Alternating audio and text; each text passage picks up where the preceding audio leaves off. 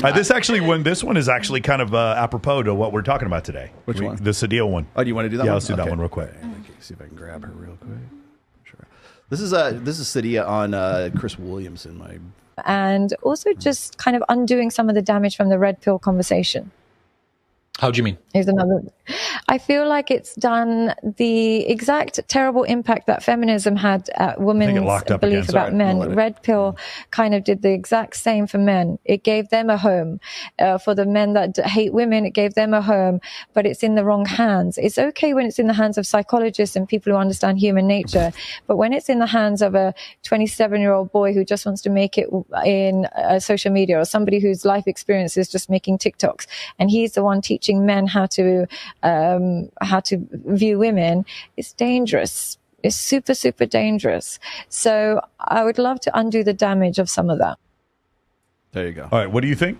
I'm curious. I don't even know, because I think a lot of the girls here might not even know what the red pill community is. So I'm just gonna tear her down here really quickly. I'm gonna quote Nick Krauser, who is, I don't know if you're familiar with him. He's old school PUA guy.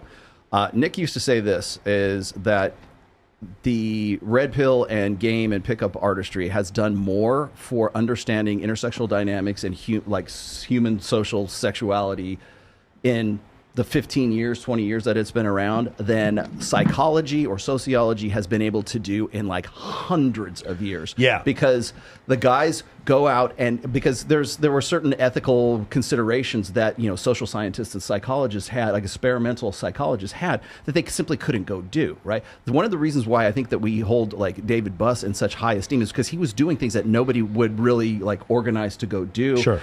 Because it wasn't ethical, or if it wasn't something that people would really have maybe even the cultures that he was going to go and survey would have been a little bit, you know, put off by some of the questions he was asking them, because there's also the cultural aspect of it as well. But now we live in a society once again where the genie's out of the bottle and the toothpaste ain't going back in the fucking toothpaste, tube again. And to say that, oh, well, only us qualified academicians, are the ones that ought to be talking about this stuff. Well, fuck you.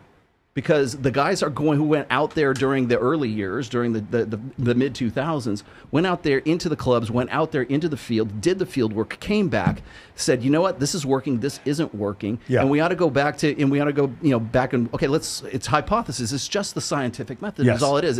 It's like, did this work? This part of this hypothesis worked, but this didn't seem to replay in the field, or somebody from Johannesburg, South Africa does something that a guy in Los Angeles does, that a guy in Japan does, that a guy in, Estonia does, and they all compare notes. And the problem is that we're at the point where we're at right now, and they're even having this conversation as a result of 15 to 20 years of these guys doing this in the first place. It's so funny.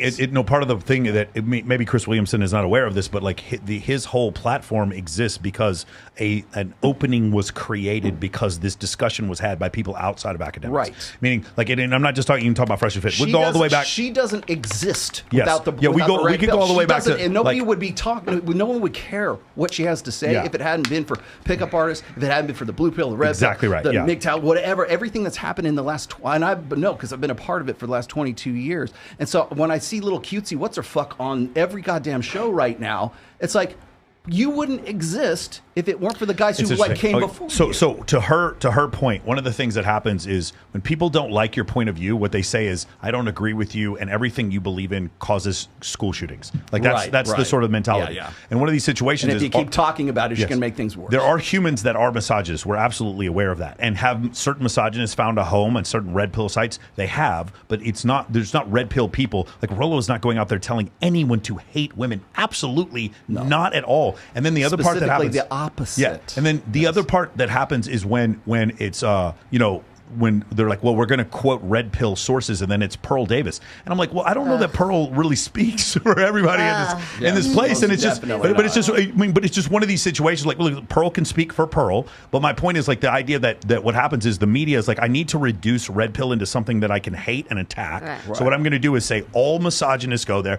Democrats did something very similar. Right. All Trump supporters were racist. Like, they in order to reduce it, to make it very simple for you, they say that. So all these misogynists go into this red pill community, and it's like no matter what good they did by actually trying to expose things when it came to human nature, that good is outweighed by the fact that the bad was that there were misogynists in the community.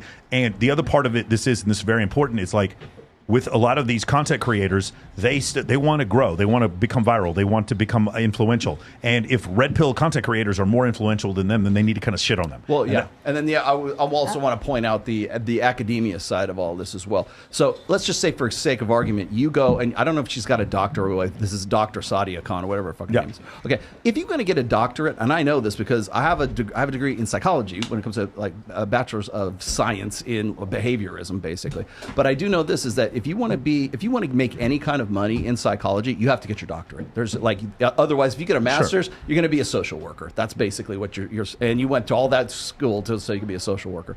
Well, let's just say, for sake of argument, you go to school for what, 8 or 10 years to get your doctorate in psychology. Then you got to go and you want to go into private practice. You can either go into private practice or you can go and teach. Those are really the two things that you can do. So if you go into private practice, you've got to go get malpractice insurance. You've got to go hire somebody to do your, secretary. You've got to have a place to go and do it. You've got to have all kinds of insurance. Think about the amount of money and the investment it would take to become a clinical psychologist today.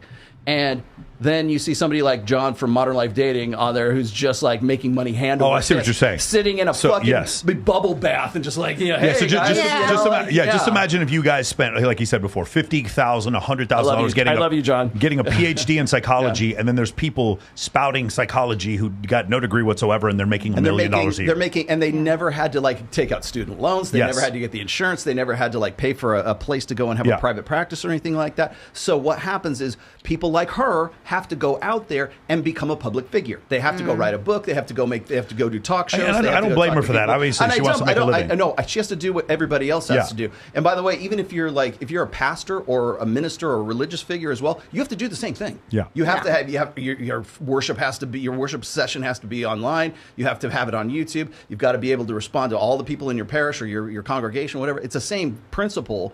But we're far beyond, and I'm guilty of this. Probably everybody on this podcast is, we're our own personal brands, and we have to go out there and we have to, you appear or you disappear. I get that, but the problem is people like this have put in so much investment in themselves before they even got to this point. Now they're playing catch up to guys like, like Chris Williamson or like even Garrett right now, because Garrett hasn't even been doing this that long. She would got people who have put more investment into themselves have to catch up to you. Exactly.